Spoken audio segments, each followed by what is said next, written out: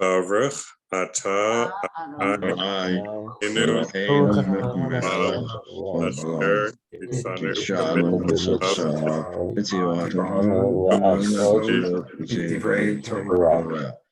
Praise to you, Lord our God, rule the universe, who's made us holy with your commandments and command us to busy ourselves with the words of Torah. So with that, we're going to jump in. Our class tonight is about Grog and Groggers and other such things, the origin of Purim customs. So the first thing we're going to talk about is Mishloach Manot.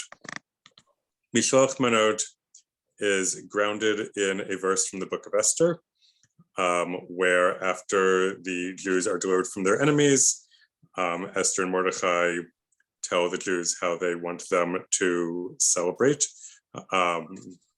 And so in the verse it says the Jews were to observe these days of relief as days of feasting and merrymaking, an occasion for sending portions to one another and presents to the poor. And the term for sending portions is Mishloach Manot. So Mishloach Manot is basically where we send gifts of food to other people. And because it is portions, the idea is that you should have at least two different types of food, although they don't need to be two different blessings, as some people have believed. There are two explanations for this, besides the fact that it says so, so therefore we do it. The first is that this provides food for the feasting that one is to have on Purim, and the other is that it enhances interpersonal connections and unity. And this is because Haman, when he was bad-mouthing the Jews to the king, he said that we were scattered and dispersed. So the idea here is that by building connections between each other, we are creating unity. Things that are put in Mishloach Manot these days, hamantaschen. That's a generally consistent theme, although it's not a requirement. And those could either be made or they can be bought. And then things that can be bought in bulk at local grocery stores if you are making lots of Mishloach Manot. For instance, nut-free candy, clementines, boxes of raisins, tea bags, things like this. There are some communities where Mishloach Manot is like where lots of people give out Mishloach Manot on Purim evening. And so in these sorts of places, people will come to the Megillah reading with two large bags, one for outgoing Mishloach Manot, one for incoming Mishloach Manot. This way, when you receive one in return, you don't accidentally give it to somebody else when you're handing out yours. The minimum number of Mishloach Manot that you are supposed to give is to one person, two things to one person as a minimum. And beyond that, and while doing that is enough to make you yotzei, so to speak, to have fulfilled your obligation. If you give to more than one person, that is better. However, the traditional sources are also very clear that if you have lots of funds for spending on Purim, then instead of making your Mishloach Manot fancier, you should give more matanola of your name, which is gifts to the poor that we'll talk about next. Questions about Mishloach Manot?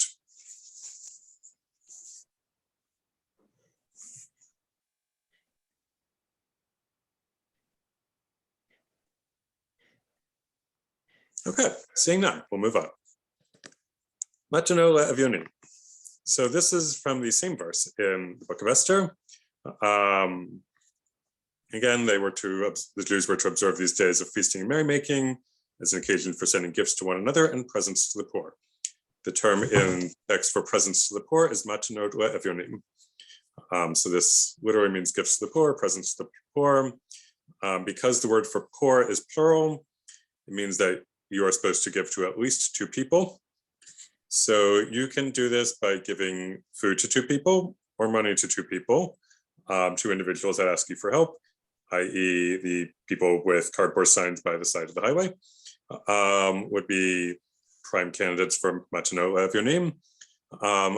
You could also do this by giving enough money or canned food to an organization so that at least two people can have food.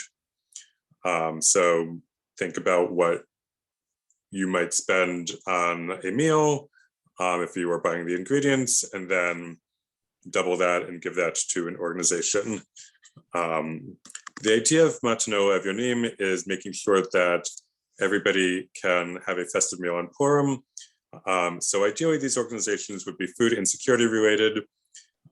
Examples would be Mazon, which tackles hunger in the United States, both Jewish and in general. Leket Israel, which is an Israeli organization where people volunteer to help farmers with their harvest so that we don't leave food in the ground, and then it gets donated to people who are in need. Another thing that Leket Israel does, I believe, is they do food reclamation. So if there's a wedding and then there's food left over, then you can contact Leket Israel and they will send refrigerated trucks and get it to people who need it so that we're not throwing out food that is perfectly good while people are going hungry. Yes. You mentioned the people on the street corner, the so-called poor people on the street corner. Yes. Since this is Purim, should this not be restricted to the Jewish people rather than anybody you would see who might not be Jewish? That's a good question. So this was instituted at a time when everybody that you saw would be Jewish, or at a time and in communities where people would be amongst primarily other Jews. As time went on and Jews were in more open societies, one of the texts that was brought to the topic about Matano Evyonim is that we don't question somebody's stated need. We give freely to anybody on Purim. Partly Mipnei Darchei Shalom, which is the rabbinic way of saying that we help Jews and non-Jews for the sake of peace, for the good of everybody. And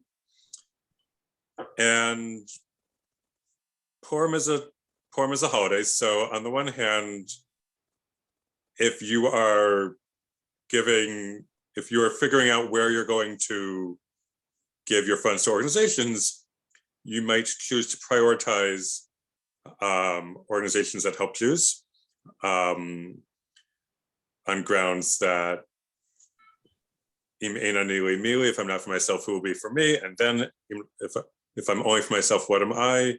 Also because we start our giving with concentric circles and take care of those closest to us before we go outward. On the other hand, we also have the idea that we don't pass up the opportunity for mitzvah. So it is a mitzvah to feed those in need. In fact, somewhere in the Talmud, Bava Batra maybe, it says that feeding the hungry is equal to all the other commandments of the Torah.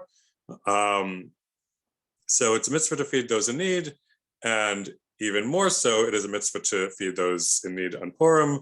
So, maybe you don't go out of your way to look for people who don't have enough food to eat if you've already fulfilled your obligation through giving to organization. But if you see somebody, you shouldn't say, nope, I'm not helping you if I have the opportunity to, if I have the means to. Many non-Jews might be unhappy in getting hamantaschen with poppy seed because they may not enjoy that at all. If they don't want the poppy seed, that is their mishigas. But when I've given hamantaschen to people on the street on Purim that I've passed, usually they've been very happy to get a cookie because it's not the same sort of thing that they're usually getting.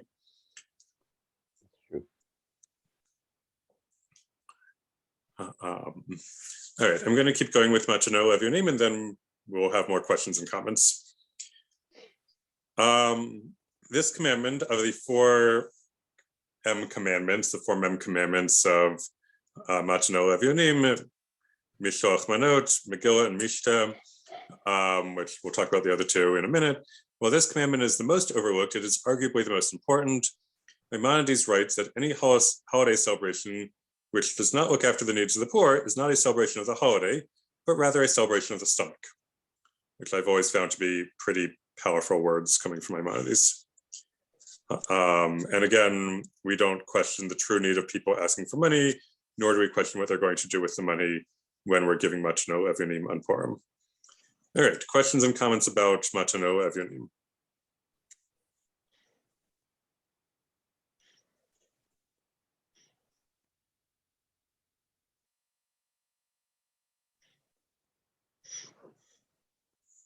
All right, seeing none, we'll move on to hearing the Megillah.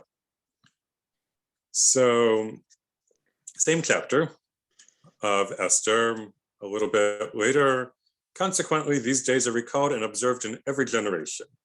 These days of Purim shall never cease amongst the Jews, and memory of them shall never perish among their descendants. As far as I can tell, this is the proof text for why we read the Megillah. So Megillat Esther is the biblical book or scroll of Esther. It's thought to have been written in the 4th century BCE. Reading Megillat Esther in Purim dates back to the Mishnah. And usually Megillat Esther is referred to as, quote, the Megillah, even though there are other Megillahs / scrolls, Song of Songs, Ruth, Lamentations, Ecclesiastes. These are all considered Megillot. That being said, well, we do read these other Megillot, these other scrolls on other holidays, Song of Songs on Passover, Ruth on Shavuot, Lamentations on Tisha B'Av, and Ecclesiastes on Sukkot. Esther is the only scroll that is still chanted from an actual scroll these days. Megillat Esther is read in the evening at the start of Purim, after the Amidah, and again in the morning after the Torah reading. Some people also do additional readings throughout the day to make sure that everybody has a chance to hear the story. The scroll is handwritten in the same fashion as the Torah, but unlike a Torah, it's only rolled up from one direction instead of from both ends. It used to be that people would have their own family copy of the Megillah that would be handwritten. It's not as expensive as a Torah. It's only 10 chapters long. And these scrolls would be housed in elaborate wooden or silver cases. However, with the invention of the printing press in the 1400s, this custom of family handwritten scrolls has been on the decline. Also, since in the last 10-ish years, people have been accessing the Megillah using Safari on their phones because electronics are okay on Purim. So if somebody is staring at the phone during the Megillah reading, they might not be paying attention, but the Jewish thing to do is to give people the benefit of the doubt that they are actually following the reading. And this is something that I have seen in shul of various sorts. When Haman's name is read, then people will make noise in order to blot out Haman's name, and often a Grogger is used. We'll get to the Groggers later. There's a special trope for chanting Megillat Esther. The beginning of it sounds like this: Vayhi b'mei Achashverosh Achashverosh Amalek me'hodu v'yadkush sheva v'esrim me'ah medina. And it goes on from that. People have different variations of the trope, but it is a distinct trope from the other 6 systems of Torah, Haftorah, High Holidays, Eicha, and Ruth Kohelet Shir Shirim called Rakash. That being said, there are a few verses chanted in Eicha trope because they refer to sadder things happening during the Megillah story. There are also a few, quote, verses of redemption where the congregation chants first and then the reader repeats. And there are 3 blessings before. So the first reader will start the reading with those 3 blessings, and then the last reader concludes with 1 blessing, and this is both true in the evening and in the morning. Questions about reading Megillah? Not a question, but a comment that Rabbi Bergstein has about 12 children, I think. And 10 years ago, I couldn't go to the Megillah reading at the synagogue because I had had surgery on my foot. And Rabbi Bergstein sent 3 of his kids over. And I have never heard the Megillah read so rapidly as those 3 kids. Remember, Yes, went through that. I mean, they brought us Shalach Monot, and then they read the Megillah to us, which was so nice. But boy, can they zip through it. Yes. The Megillah reading is sometimes done very quickly. And the trick is to make sure that if you are doing a super fast Megillah reading, that you are clearly enunciating so that people can understand the Megillah, because the mitzvah is to hear the words in the Megillah, not just hear the blur of the Megillah as it goes by. Yeah, they were 3 yeshiva buchers. They did a great job. Awesome. Other questions, comments about reading the Megillah?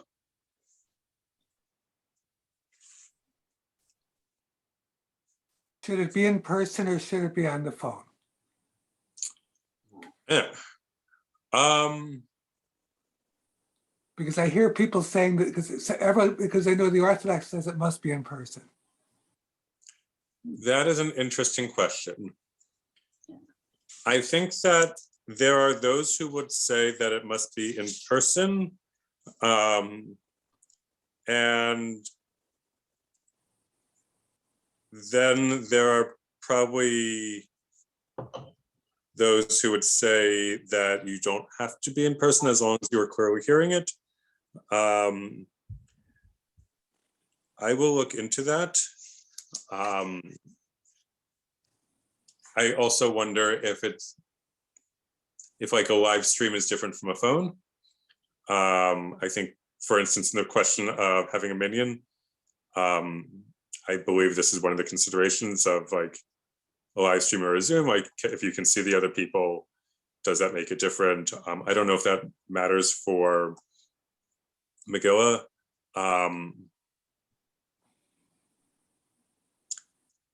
I think actually the Mishnah talks about this, and I need to go back and look at it. But I think the question, the relevant question is like, if you hear a shofar being sounded into a pit, and then you hear the echo of the shofar, have you actually heard the shofar or not? I feel like that is a relevant precedent. So I'll look into the matter, and I will get back to you. That being said, pikuach nefesh definitely is more important than hearing the Megillah reading. So pikuach nefesh is saving a life. So if you think that your health might be endangered by going to an in-person Megillah reading, then you should absolutely hear it over the phone or Zoom or live stream or whatever. And there are a variety of options for that, both in Chicagoland and elsewhere. But I'll look into it. It's a good question. Another question Oh, sorry. is reading it to yourself in English considered hearing the Megillah out loud?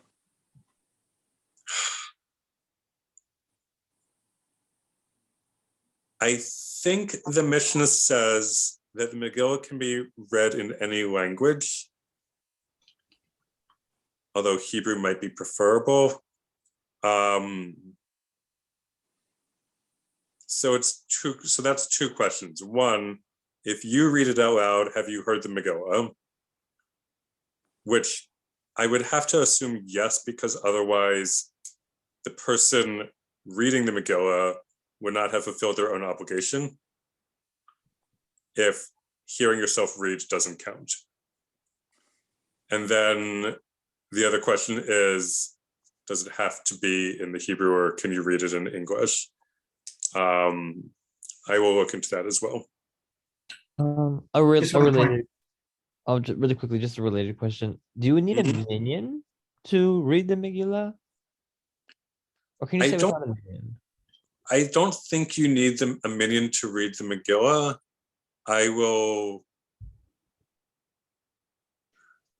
What I don't know is whether you can say the blessings. Oh, I see. Okay. But it might be that you can say the blessings. So I don't know. I will look into this. These are good questions.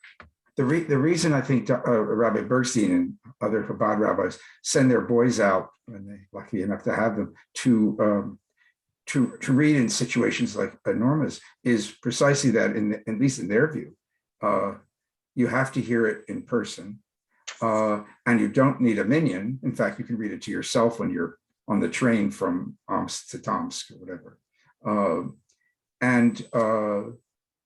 They lay heavy store by this. the personal, but they don't seem to lay much store by whether you can understand it. Because my experience is they read it so very rapidly that even if you can follow the Hebrew text, and although I can't, I can at least follow along and try to get some of the gist. They read so very rapidly sometimes that it's really hard for somebody who isn't extremely fluent to have even to keep up. So there is a question about reading it, listening, and understanding. And although they do it with a good will, they they only have so much time. They have to go from one person to another. Mhm. Yeah. But they did give us books, so we could follow it as much as we could. Right. It's also an interesting question of how much force, like, of the booing of Haman's name, like, is that a custom or a commandment? I'm going to guess it's a custom, but when you read so fast, there's no time to do that. I have heard that if you hear it in a language that you understand, you fulfilled the mitzvah. If you hear it in Hebrew and don't understand it, you fulfilled the mitzvah. But if you've heard it in a different language that you do not understand, you have not fulfilled the mitzvah. So that's another way of looking at it.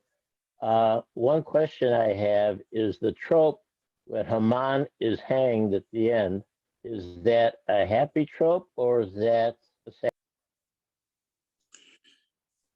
The trope when Haman is hanged at the end. Well, it's hard to know exactly what we call a happy trope or a sad trope. It's not Eicha. I'll put it that way. It is not Eicha when Haman is hung at the end. In fact, the opposite. When Esther is saying to King Ahasuerus in chapter 8, how can I stand by to witness the destruction of my people, even though Haman has been hung? Then that is an Eicha trope. Speaking of that, there is a custom that when reading the 10 names of Haman's sons who are also hung, that is done in one breath. So that is another piece that I guess we're not dwelling on the evil. These are good questions. The slaughter of all the other Gentiles in the account are also not, I gather from looking quickly at your verse list from Eicha, are not done in Eicha. It's the cases where, for example, Esther is saying, "Oh, my poor people," and the suffering of our people. I think that's the only. Is that correct? Yes, it's when the Jews are being threatened with destruction. Yeah. And the first one is has to do with the vessels that were taken from the temple being used at Ahasuerus' party of all his drunken guests. That's interesting because when the Egyptians were slaughtered at the Sea of Reeds, apparently God said, "Why should you be singing when my children are dying?" So I'm surprised that this wouldn't also be the same when Haman and his sons. Yeah, there is midrash about that the angels were going to sing when the Egyptians were drowned, and God rebuked them, saying, "My creatures are drowning. How can you be singing?" And we take out a drop of our grape juice or wine when we do the 10 plagues at the Seder to reduce our cup of rejoicing. There are a lot of troubling aspects to the Megillah that we don't, like, we totally gloss over this when we teach them to the kids. There are the X-rated things, the R-rated things. Like, it's not really a kid's book. But these are things that are in there, and we have to grapple with them. All right, let's go on. Having a Purim Suda. So we're back to our verse that we've seen twice now. Here's our third time, this time focusing on they were to observe them as days of feasting and merrymaking. So the Purim feast, known as a Suda, happens during the day because Megillah Esther said that the Jews should observe Purim as days of feasting and merrymaking. So by all means, have a lovely meal at nighttime, but it doesn't count for your Purim Suda technically. People often have Persian food because the story happens in Persia. Sometimes they have Indian or Ethiopian food because the Persian Empire was said to stretch from India to Ethiopia. According to the Mishnah Brura, it is better to eat your Purim meals with others because being with others increases joy. Doing this over Zoom is also great because then that increases the number of people that one can eat with. So more options there. And finally, the Al Hanisim paragraph is added to Birkat Mazon after you eat on Purim, and it's also added to the Amidah on Purim. Different version than the Hanukkah one. Questions, comments about the Purim Suda? David, it said that the Megillah says that Jews should observe Purim as days of feasting and merrymaking. But yes. Wasn't that Mordechai who said that?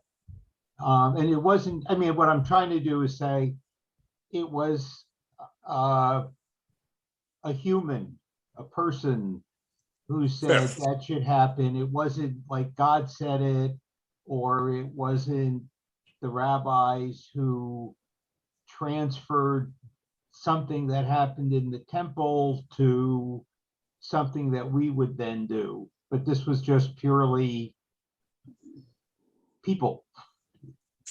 Yes, it depends on your views on the authority of text and the authorship of text. God is not mentioned in the Megillah explicitly anywhere. It is true that in Esther chapter 9, it is Mordechai and or Esther, I don't remember exactly which, but a quick check of the text would reveal that, who say that the Jews should have days of feasting and merrymaking and the gifts to each other in the presence of the poor. So this is in the Megillah. It was said by Mordechai and or Esther. Depending on what you think is authoritative, you can derive your source of authority from wherever. But yes, it was said by people in the Megillah. That is true. Does the fact that you give two different types of food, does that result from the fact that Esther served two meals to Haman and Achashverosh before telling them what she wanted?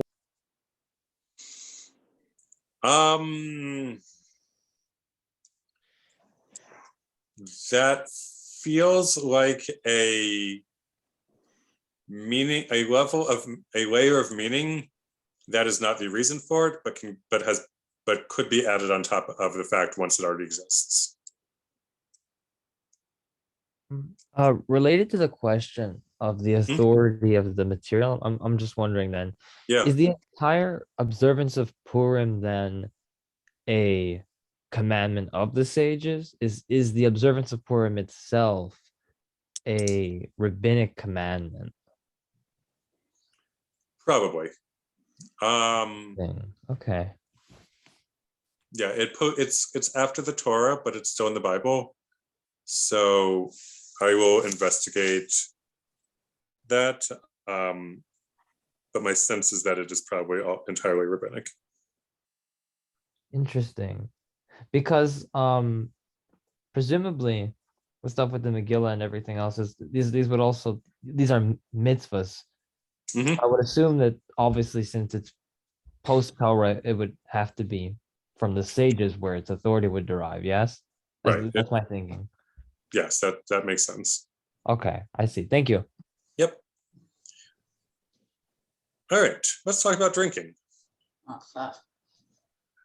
So, in the Talmud, in Tractate Megillah, Rava says, a person is obligated to become intoxicated with wine on Purim until he is so intoxicated that he does not know how to distinguish between cursed is Haman and blessed is Mordechai.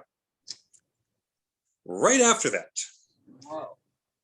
yeah, right after that, we have this story where Rabbah and Rabbi Zera have a Purim feast with each other, and they became intoxicated Oh. to the point where Rabbah arose and slaughtered Rabbi Zera, presumably because he misperceived or perceived something to be an insult when it wasn't intended to be. The next day, he became sober and realized what he'd done. And so Rabbah asked God for mercy and brought him back to life. And the next year, Rabbah said to Rabbi Zera, how about you come and celebrate Purim with me again? And Rabbi Zera said, no, thank you. Miracles do not happen every day. So,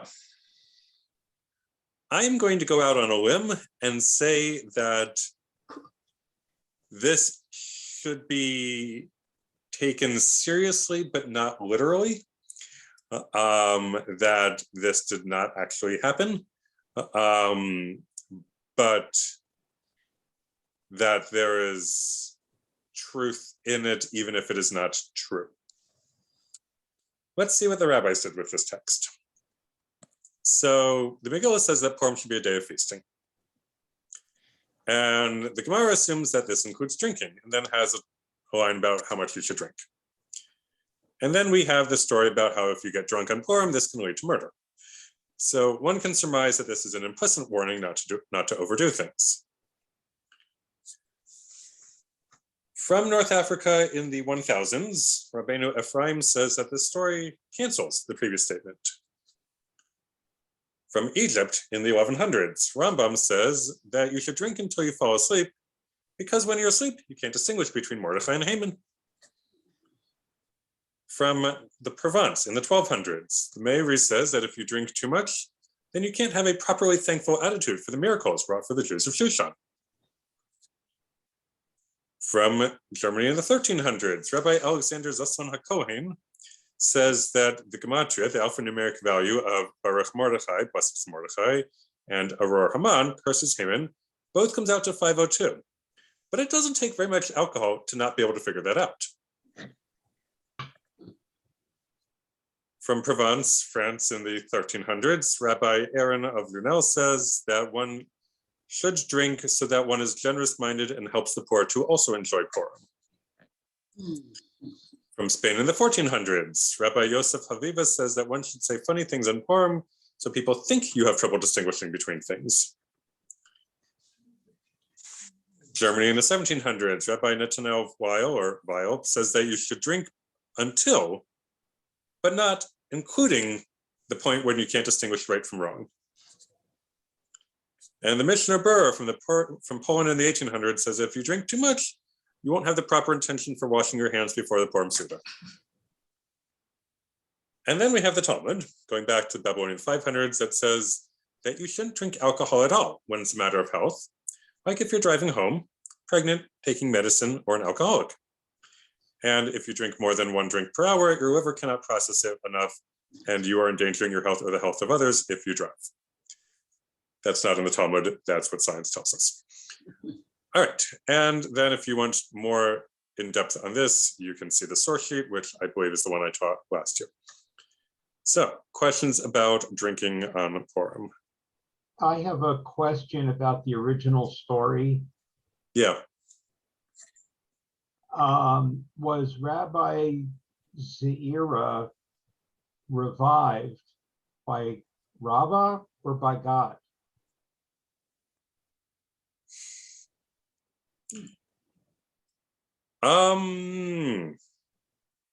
Or do we assume that? Oh, go ahead. By God at Rabbah's instigation. Okay. All right. I just wasn't quite sure how to read that. That's fair. Yeah. Rabbah was a tool of God in that instance. Yes.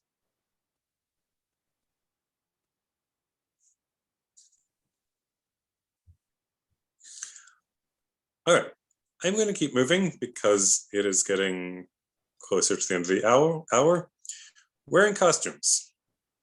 So this we have from Esther, chapter 2, when Esther did not reveal her people or her kindred, for Mordecai told her not to reveal it. So the first mention of wearing costumes is from the Italian rabbi Yehuda Mintz in the late 1400s, when he says it's fine to dress up in costume on Purim.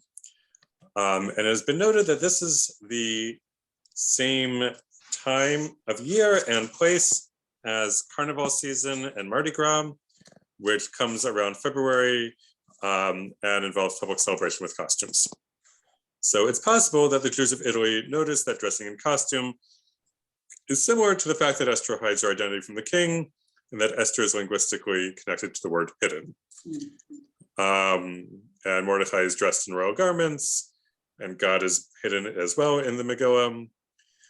There's another theory based off of a Rashi comment about the Canaanites and the Amalekites and attacking the Israelites, and some Jews getting confused about this. This theory has been posed by those who feel like anything Jewish can't come from the non-Jews, but it is another theory out there. I wasn't alive in the 1400s, so I can't say for sure what happened. Regardless of how it got started, the custom of costumes spread across Europe and got to the Middle East in the 1800s. And in the 1880s in America, masquerade Purim balls were a big social thing, and Purim was the big holiday until Hanukkah took off in the 1920s.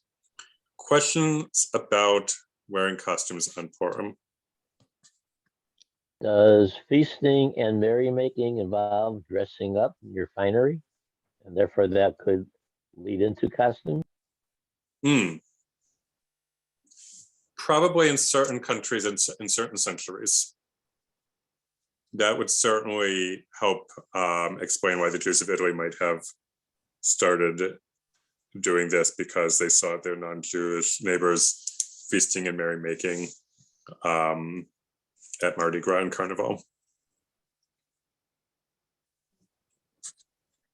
It's interesting that in Israel, we were there a few years ago on Purim, and the kids don't dress up as Esther, or they dress up as Batman and all kinds of American Halloween type costumes. That's true. Happens in Israel, happens in America. Yeah. All right, let's keep moving. Groggers. This is a fun one. All right, so what we read 2 days ago on Shabbat Zachor is how we're supposed to remember what Amalek did to the Israelites when they crossed the Sea of Reeds, and they didn't attack fairly in the front, but they attacked those who were in the back, the tired and the sick, and those who couldn't defend themselves. And so they became associated with evil. And God says that you shall blot out the memory of Amalek from under heaven, do not forget. Okay, so Groggers are used to blot out Haman's name for each of the 54 times it appears in the Megillah. Groggers Yiddish, Hebrew is called a Ra'ashan. The reason for this is that the Torah commands us to blot out Amalek. Agag was the king of Amalek, and Haman is described as an Agagite. So using a syllogism, Haman equals Amalek. The custom of Groggers dates back to the 1200s in Europe from the French Tosophists. Children would write Haman's name on smooth stones from streams and then bang them together when Haman's name was read from the Megillah to blot out his name. Other people would write Haman's name in chalk on the bottom of their shoes and then stomp when his name was read, both blotting out the writing and the sound of his name. And from there, the custom spread. So in the 1300s, Jews were breaking clay pots and banging on tables with their hands or sticks during the reading of the Megillah. In the 1500s, this shows up in the Shulchan Aruch. In the 1600s, they started using firecrackers in synagogue when gunpowder became available, and this spread all over Europe and even to Israel. I like that one. Yes. Not something I've told the kids about in the Hebrew school, because I'd rather them not learn about this custom until they become grown-ups. So that explains the blotting out Haman's name aspect of the story. Now we're going to introduce the Grogger, and then eventually they will meet up. So Groggers started in ancient Greece and were adopted by the Romans for their ceremonies. And then medieval Christians thought that Groggers could exorcise demons, so they would use them during weddings and storms. Starting in the 800s, in the 3 days prior to Easter, church bells weren't used to announce when it was time to pray, because it was supposed to be a mournful period. And so people would be told it's time for prayer by the means of Groggers. In the 1600s, Boston's first police force was called the Rattle Watch, and New York's also 20 years later was also called the Rattle Watch. And this is because the night guards would have Groggers so that they could make lots of noise, and they were small and you could use them while moving and you wouldn't get out of breath. And they were used for about 200 years by the police forces until whistles were invented. Groggers later on showed up in World War I and World War II because the US military gave them to troops to warn of poison gas attacks, because once you're already wearing a gas mask, you can't use a whistle. We also see Groggers in classical music. There's the Pines of Rome where they show up, pictures at an exhibition, the Toy Symphony. Groggers are also used for violent purposes in music, such as the sound of cannon in Beethoven's Wellington Victory, which also features the bear one over the mountain. Not sure which one came first. And on Erev Easter, there would be burning of Judas ceremonies, where an effigy of Judas would be hung and then burned. And all over Europe, children would next have the grinding of Judas's bones ceremony, where they would all wear Groggers. And this tended to be very anti-Semitic. So this was the inspiration for Jews using Groggers for Haman and flipping the anti-Semitic ceremonies on their head in the process. Jews had already been burning Haman in effigy since the 400s. And so this was another way of committing violence against Haman while also drowning out his name. We first hear of Groggers being used in Purim in the 1700s, both in Europe and in New York. And Spanish and Portuguese Jews consider Groggers a breach of decorum, so they don't use them in their synagogues. Seeing as how we're getting close to the end of time, I'm going to keep going, and then I'll stay on afterwards if there's questions. David, before we leave Grogger. Thank you. You're welcome. All right, hamantaschen. Just the Grogger. All right, so the first mention of hamantaschen come in the 1500s from the oldest Jewish play or Hebrew play, which is making fun of rabbis trying to base new customs in the Torah. And one of the characters says that we eat oznei Haman because God commanded the Israelites to eat the manna, and in Hebrew the word the manna is the same as Haman. You both say them as Haman. Connected to the fact that in medieval Europe, you cut off the ears of someone about to be hung. And so it was assumed that if this is what we did in medieval Europe, they must have done this in Persia also. Not true. And the word for ears, oznaim, was just a term for pastries in general at that point. So the oznei Haman, the ears of Haman of Italy, reached Central Europe in the 1500s. And at that point, people would be snacking on poppy plant seeds, known as mon in Yiddish. And on special occasions, they would turn these seeds into jam and close them in pastry. These became known as poppy pockets, or hamantaschen in Yiddish. And when the oznei Haman meant the hamantaschen, then we got hamantaschen, which the singular of hamantaschen is a hamantash in Yiddish, but in English, people just say one hamantaschen, two hamantaschen, and so on. So now that we've connected Haman to the hamantaschen, we need a new explanation. And it was assumed that if Haman offered a bribe to the king to kill the Jews, then probably he was willing to fill his own pockets for bribes. And so now we have Haman pockets, hamantaschen.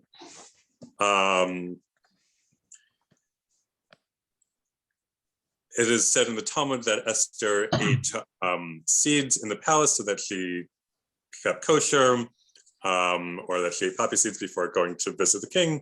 So perhaps this is a way of thinking about that. It's also possible that triangle-shaped cookies filled with black dots of poppy seeds may have connections to fertility, given that they were eaten prior to the onset of spring. So if you're intrigued by this idea, there are some links in the source sheet for you to investigate further. Prune hamantaschen show up in the 1700s. So in 1731, David Brandeis sold some plum jam to the daughter of a Christian bookbinder. He died a few days later of tuberculosis, but the daughter accused the guy of poisoning her father. So he and his family get thrown in jail, and the matter gets investigated and he's found to be innocent. So he's released right before Purim, and the Jews of his town celebrate by making prune hamantaschen. And then these are tasty, so other people decide that they want to make prune hamantaschen too. And when the Jews move east from Central Europe, they bring not only the poppy seed hamantaschen, but the prune hamantaschen with them. The idea of hamantaschen representing Haman's three-cornered hat didn't start until the 1700s, because that's when three-cornered hats became a thing.